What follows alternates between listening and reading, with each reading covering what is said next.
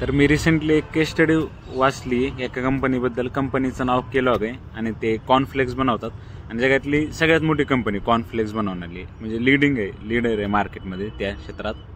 ही company एका रात्रीत एवढी मोठी बनली का? नाही. तर गोष्ट तेव्हाची म्हणजे 1930ची गोष्ट आहे, ज्यावेळेस अमेरिकेत मंदी आलेली, म्हणजे द ग्रेट डिप्रेशन म्हणतात. 1930 साली आलेलं जे डिप्रेशन होतं त्याला, त्यावेळेस ही कंपनी लहानच होती आणि त्यावेळेस ह्यांचे जे कॉम्पिटिटर होते कॉर्नफ्लेक्स बनवणारे, तर त्यांच्यापैकी कुणीच म्हणजे ॲडव्हर्टायझिंगवर किंवा रिसर्च आणि डेव्हलपमेंटवर पैसा खर्च करत नव्हते. कारण सगळ्यांना वाटत होतं की एवढं मोठं ग्रेट डिप्रेशन आहे, आता हे बरेच वर्ष चलन आणि त्यामुळे सेल्स वगैरे काही एवढे वाढणार नाही, त्यामुळे पैसा खर्च करण्यात काहीच अर्थ नाही आहे.